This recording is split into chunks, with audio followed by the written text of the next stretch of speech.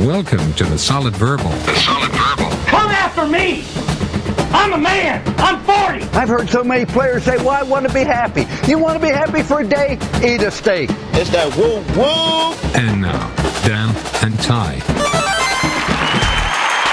Welcome back to the Solid Verbal, boys and girls. My name is Ty Hildenbrandt.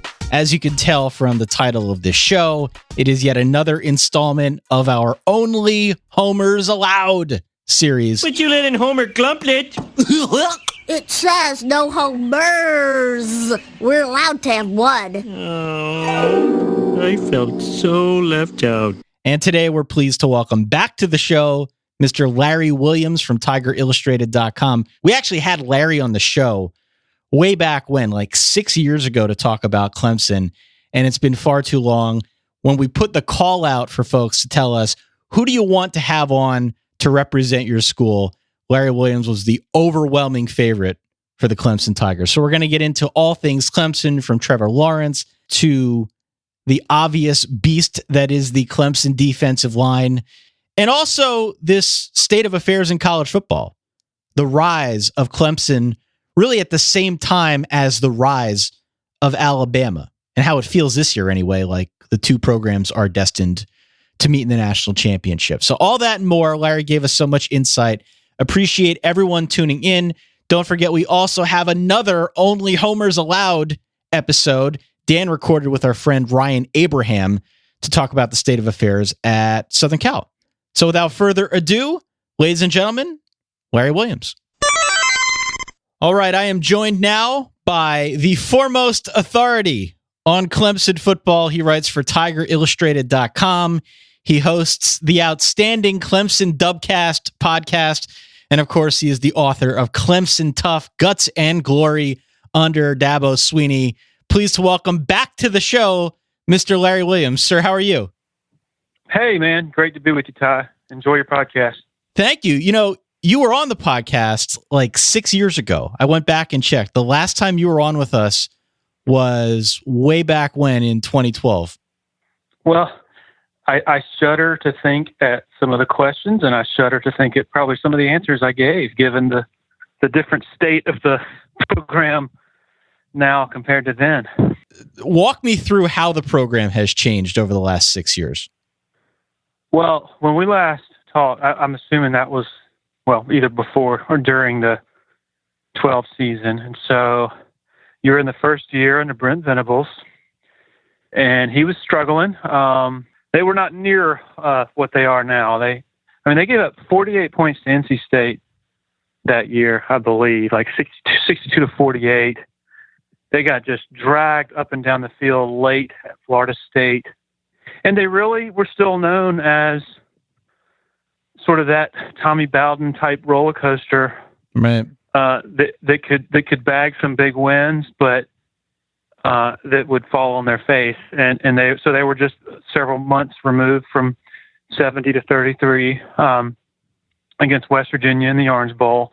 The narrative after that debacle, sort of nationally, was, boy, it's going to take them a long time to recover from this. And so a year later, that win over LSU in the Chick-fil-A Bowl was so big. There was a feeling that they just can't hold up against some of these SEC heavyweights. And so not many people thought they were going to be able to hang with LSU, let alone beat them. And so they did. They won that game. And then in the 13 opener, Georgia goes to Clemson with Todd Gurley. I remember that game. Yeah, very vividly. Yeah, great game. Sure. Yep. And so here's how I sort of view it. In the LSU game in Atlanta, the defensive line owned that game. And it was a bunch of young defensive linemen like Grady Jarrett and Vic Beasley and Corey Crawford, if I'm not mistaken. Yeah. And so then against Georgia, even though Georgia put up 35 in that game, if you go back and watch, Clemson's defensive line controlled that game. And so, Clemson has always, even under Tommy Bowden, they've always had elite skill guys, right? Sure. But where they really turn the corner is when they started getting big-time players on the defensive line. And so that's really where they got to the level where they could go toe to toe with the heavyweights. So you mentioned the defensive line, and we're covering 50 games a week here on the podcast, and for me, I'm always trying to figure out what is a team's identity. That's going to help me understand what they're all about. My 30,000-foot view of Clemson is that their defense is going to kill you in the trenches because of that front four, and they're going to set up an offense that is increasingly more balanced as the pieces around Trevor Lawrence, as Trevor Lawrence himself develops. I've kind of referred to it casually as like an upscale Michigan. Is that a fair assessment of who Clemson is as a team? Well, I think so. I mean, I don't watch a lot of Michigan, but I would say defensively, yes. Offensively, Michigan is more traditional, I guess. Whereas Clemson, dating back to the days of Chad Morris, they were really cutting edge when Morris first got here, because in the ACC there was nobody else doing the tempo, the hurry up, no huddle stuff that he brought from Tulsa. So Clemson is more conventional than they used to be, but only conventional because everybody else is doing what Clemson used to be innovative doing, if that makes any sense. Sure. But they're still a spread offense, and they still have a lot of bells and whistles, a lot of eye candy, and so I would, I guess, consider them different from Michigan in that respect. Maybe, I don't know, maybe a little like Florida State during the 90s, offensively. And in fact, that's what this feels like. Clemson in the ACC feels like Florida State in the ACC in the 90s when the Seminoles were like 70-2 or something ridiculous like that. Right. When there was just no hope for anybody else to dethrone them.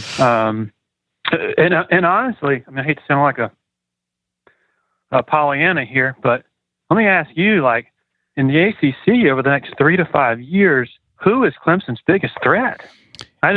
We were just talking about that. We were talking about that on our show yesterday. It's a pretty steep drop from Clemson to the next best team. And given the state, you would think it would be Florida State before long. Clemson entered this season, so they win the ACC a year ago. They make the college football playoff. They lose, of course, to the eventual national champion, Alabama. They enter this season with a large chunk of that team intact, including Kelly Bryant, who was their starting quarterback.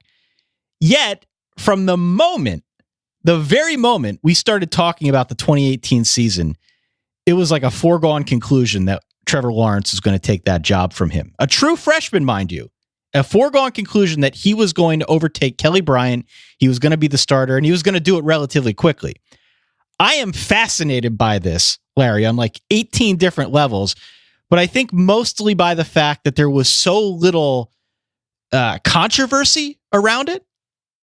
When Kelly Bryant decided to transfer, there was controversy only in that I think it was a surprise to a lot of people that he decided to up and leave. And the controversial part came with the sort of parting shots that he gave when he left. Like it wasn't your typical release a statement through the school's communications department. He told the Greenville News that it was a slap. He felt like he was treated unfairly, and it was a slap in the face. Right. That most certainly threw a lot of Clemson fans for a loop, and it created sort of an air of controversy, I guess, because you had some national pundits, like I think Desmond Howard, maybe a couple of others, who were echoing that that Bryant wasn't treated fairly. On the other hand, I believe the exact opposite. I think he was treated more than fairly because, Dabo Swinney's MO for years now, and you could see clear evidence of it in 2014, Deshaun Watson's freshman season, similar situation, where Cole Stout started the first few games of that season. Right. And where you could have made a legitimate argument that Deshaun should have started from snap one, day one that season. Fast forwarding to this year, you could have made a legitimate argument that Trevor Lawrence should have started from snap one. But here's where I think the difference is. Most quarterback changes are due to poor performance or attrition. Kelly Bryant wasn't perfect, right? But he was by no means bad. There are a lot of teams still that'll take Kelly Bryant. Instead, this was just like, hey, guys, we're going to start a true freshman, and you're all going to be cool with that. Okay? Like, the fact that there wasn't more pomp and circumstance around this quarterback switch has sort of amazed me. Everyone just accepted it. No, agreed. But one key point is that the Dabo Swinney and the rest of the coaches, they never considered it, okay, it's Trevor's job now for good. They considered the competition to be continuing. Right. Okay. Obviously before Kelly Bryant decided to leave, but Kelly could have won the job back. And in fact, the first game of Trevor Lawrence starting was against Syracuse. They were not that good before Trevor Lawrence got hurt in that game. Okay. He was not playing all that well. So it's completely conceivable that Kelly Bryant could have played well in that game, led them to a win, maybe a decisive win, and he could have been starting again in the following week against Wake Forest. But to your point, yes. I mean, Trevor Lawrence is just that good. I remember back in the spring where what really got my attention is when some of the assistant coaches were asked, okay, where is Trevor compared to where Deshaun Watson was at the same point of his freshman offseason after enrolling early. And they had no problem saying, oh yeah, he's right at the same level, probably higher. Wow. And so the fact that the coaches had no problem publicly stating that, and most of the time they're wanting to pump the brakes on the anticipation surrounding a highly regarded freshman, even if he is all that.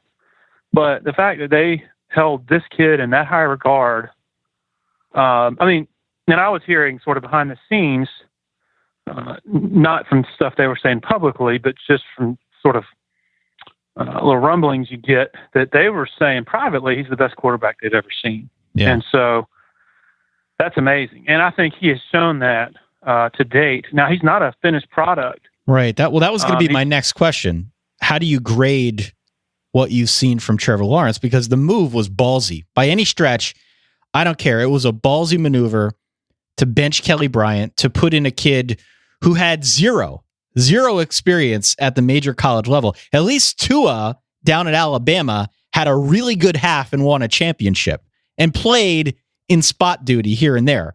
But Trevor Lawrence was a blank slate. For him to come in, first off, get the job, and then for Dabo to be willing enough to stick with him. He's clearly gotten better throughout the course of the season. How would you grade what you've seen so far and where he's at? Oh man, it's flying colors. And you can have an A without being totally perfect, Sure. And you have to grade on a bit of a curve, given that he's a first-year freshman. I just really like, number one, the way he's handled it, the way he's dealt with all that pressure that everybody's talking about. He's just unruffled, I guess, is the best way to put it. Like he's been preparing for it his whole life, which he has, I guess.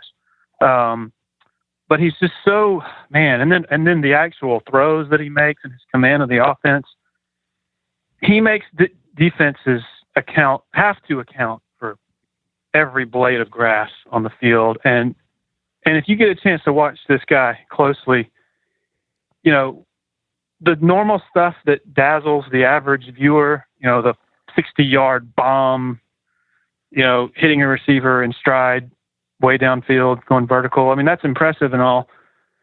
But what blows me away is the shorter, more intermediate type throws. Number one, the opposite hash out routes that, they're about 8 or 10 yards yardage wise, but he's actually throwing the ball 35 or 40 yards and throwing it on a rope and hitting the receiver right where he's supposed to be hit on a timing route. And then also, and this is where I think it's abundantly clear that he's an upgrade over Kelly Bryant, it's just the quick little bubble throws horizontally that you have to do. The timing is so important. I mean, you have to get the ball out quickly and accurately. And that's an area where Kelly Bryant was very inconsistent, even at his best. For all of his strength, he just seemed to struggle with those throws. And now, man, Lawrence just whips it out there so fast. And it's right where it needs to be, where the running back or the receiver just never breaks stride. And then earlier today, I was doing a weekly video review segment. He had a throw against Boston College where he's running to his left. He's obviously right-handed. Running to his left and just uncorks this 15-yard strike, just a pill to Hunter Renfrow on the sideline. And Kirk Herbstreit was going nuts over it. Those are the throws that you're just, I think the NFL folks, you hear people say he could be a number one pick right now. Yeah. Well, it's a weak quarterback class coming out this year for sure. Yeah. Let's expand beyond Trevor Lawrence. One of the things that has taken me by surprise, if only because I can't follow Clemson as closely as I might like, I didn't realize how good their wide receivers are. T. Higgins and Amari Rodgers in particular. Now, they're both young and maybe a bit overshadowed by the Trevor Lawrence storyline, by just the defense as a whole, that storyline and how tenacious they are. But the receiving core to me has definitely been a bit of a surprise, and in a very good way.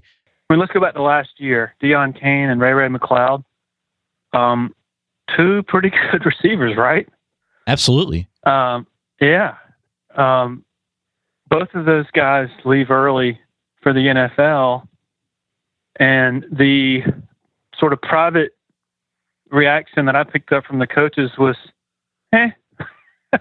like they weren't losing any sleep over those two guys leaving. And those were two 5-star recruits. I mean, they did not achieve all that, most people thought they were going to achieve. Okay. But they were still two good receivers, two important weapons. And so, their issue last year was not having that sort of alpha dog receiver like Mike Williams who could just go up and get it, where you put it in his general vicinity. Yeah. And he's going to get those 50-50 balls. The catch radius, right? That's right. They also had Jordan Leggett in 2016. He made huge catches in big games. They had Artavis Scott, who also made some big catches. Well, fast forwarding to last year in the Sugar Bowl, Clemson had several opportunities that were ruined by drop passes.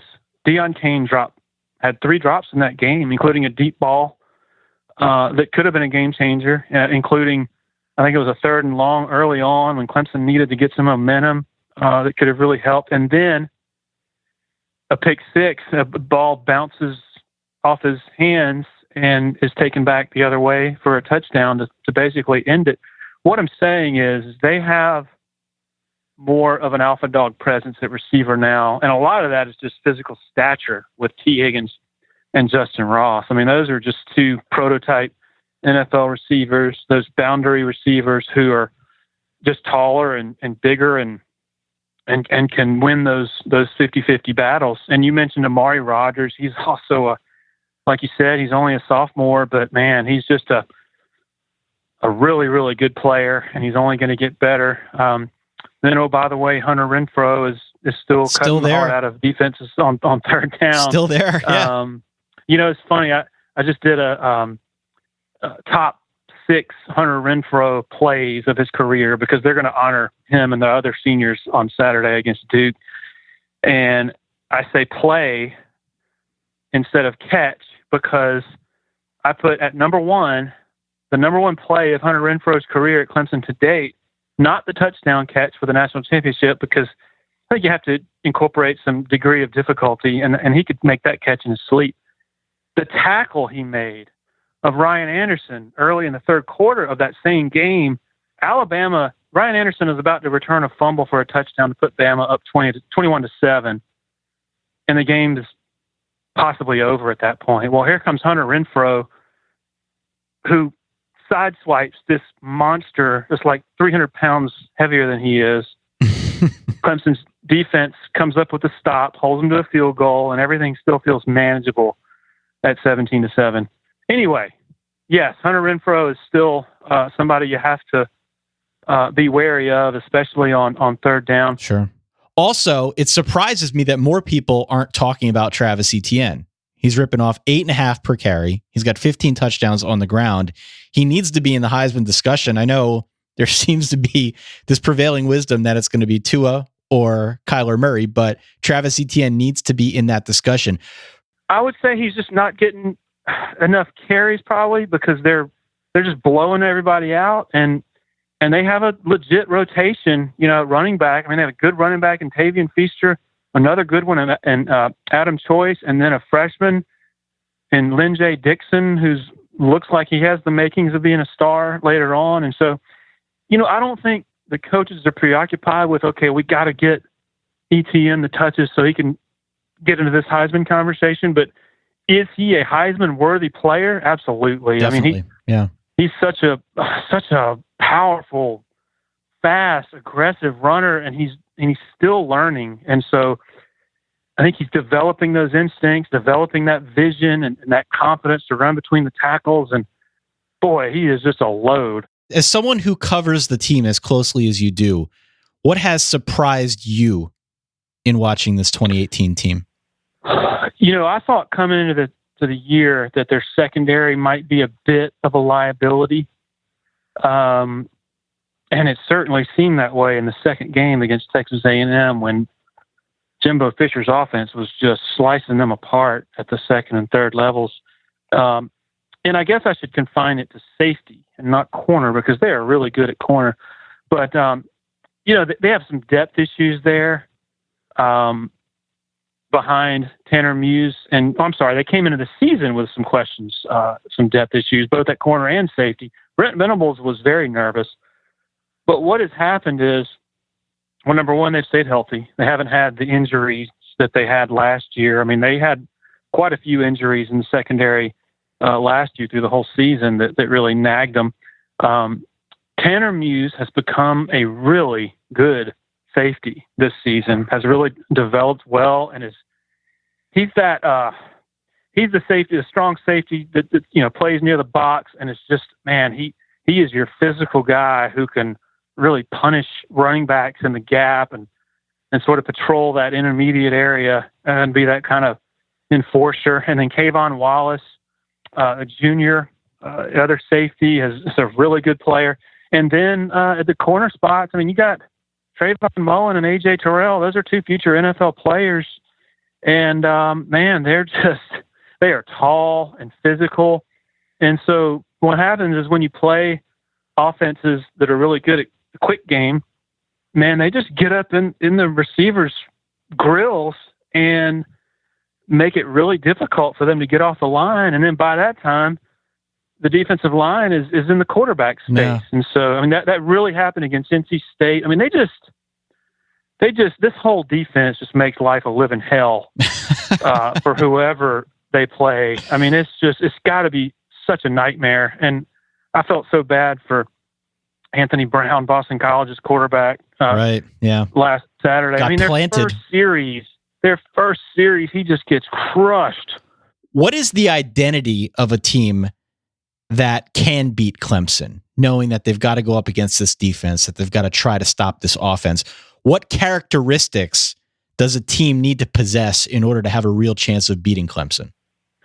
I would say one that can really stress you down the field. I mean, if you look at Brent Venables has put together a masterpiece during his tenure at Clemson. But the one little, I'm not going to say weakness because I don't know if I don't know if it rises to that level because they're so dang good at all three levels.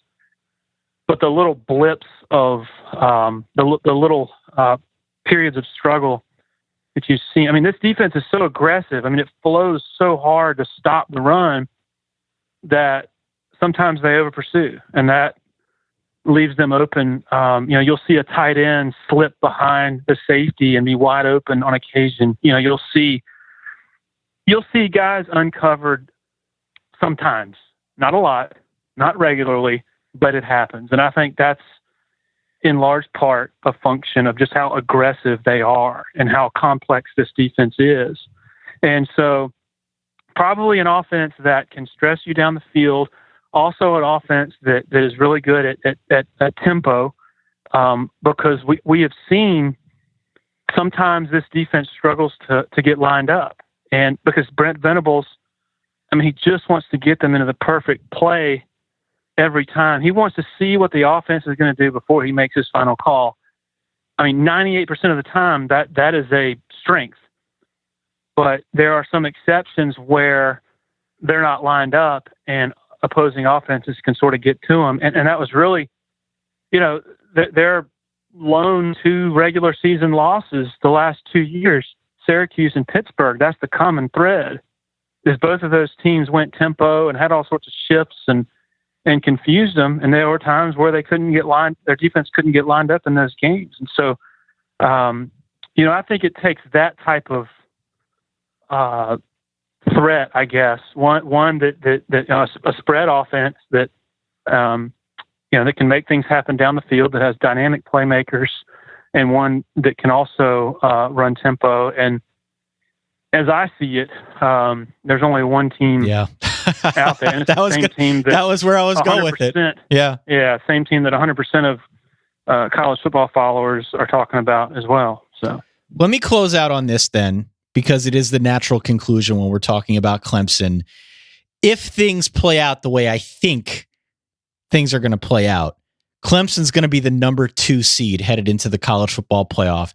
They stand an excellent chance of making it through that first round, be it against Notre Dame or anyone else, and eventually ending up at a game where they're playing Alabama. What kind of a chance do you give Clemson against Alabama? Everyone's afraid of what this team has to offer, but Clemson certainly brings a lot on the defensive side, as we've discussed here on the offensive side. Realistically speaking, how big of a mismatch is or isn't that game? I don't think it's a mismatch.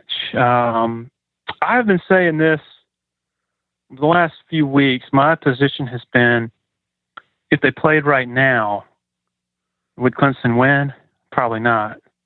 But by the time January 7th, I guess, rolls around, after Trevor Lawrence has had that much longer to develop, sure, after those young receivers we talked about have had more time to get more confident and comfortable, I personally, you look at the talent on both rosters, I personally think that if these 2 quarterbacks stay healthy, that this could be the most ridiculous national championship matchup in college football history. And, it would be a very fitting end to the season, because all year, as we've discussed on our show, I think some of the shine is off the season because it feels like there is a battle for number 3 behind Alabama and Clemson. It just feels like naturally those have been the best 2 teams all year. For them not to play in the championship would almost be a bit of a disservice. Yes. And last year, again, Alabama's offense scored 17 points in that game. I think they had like 256 yards. Now, granted, this is a way different Alabama offense than the one Clemson faced, but it's also a way different Clemson offense than the one Alabama faced. Sure. I do think, I love Alabama's secondary as far as the upside of those guys, those young DBs like Surtain and some of the other ones. McKinney is going to be a ridiculous talent, but they're still young. And so I think there are opportunities for Clemson if they do play Alabama in the downfield passing game that can really stress Alabama, and it can thereby open up some opportunities in the running game. And on top of that, Alabama has blown everybody's doors off. What happens if you put that Alabama's offense in an uncomfortable situation where they're having a 3-and-out every third drive instead of motoring down the field and being up 21-0 before people are in their seats? Sure. Clemson is capable of doing that. And we saw, Mississippi State, boy, their defense is stout, and they gave Alabama some problems. And so I think my take on this whole Bama-Clemson thing is I think it's a wonderful time in college football history because normally dynasties exist in different eras. Right. And the fact that we have, I'm not saying Clemson is on par with Alabama's dynasty. But they're getting there. They're getting there, right? They're getting there. Yeah. And so, what do connoisseurs of college football talk about all the time? Oh man, what if 95 Nebraska played, USC or 2001 Miami? Sure. Right. Or the 80s Jimmy Johnson Miami teams. We have that right here, I believe, in Alabama and Clemson, and they're playing each other every year, and it's incredible. Been a ton of fun to watch both of those programs develop, but in particular Clemson, because Dabo Swinney's just done such an amazing job. Again, his name is Larry Williams. My guess is if you're a Clemson fan, you already know about Larry, but if you're not, if you want to read more of his fine work, go on out to TigerIllustrated.com or feel free to subscribe to the Clemson Dubcast podcast or check out his book, Clemson Tough, Guts, and Glory under Dabo Swinney. Larry, give me one final prediction. Doesn't have to be too hot of a take if you're not comfortable with that, but give me one final prediction here before I let you go. Oh, man. They might score 80 against South Carolina. I am not joking. Okay. Ty, I've been around this rivalry since I was a kid. I have never until this year seen the entire Gamecock fan base. I'm talking 99.9%, even the most eternal optimists. They are unanimous almost in saying they ain't got a chance. And it's crazy. It's boy, that defense has just got shredded by Florida, and they got to go to Death Valley and face this machine of a Clemson offense. It could get ugly. Actually, no. I don't know if they'll score 80, but my prediction will be it's going to get ugly. All right. Well, there you have it again. Larry Williams, TigerIllustrated.com. Thanks for giving us so much of your time and insight. We really appreciate it. Anytime. Thanks, Ty.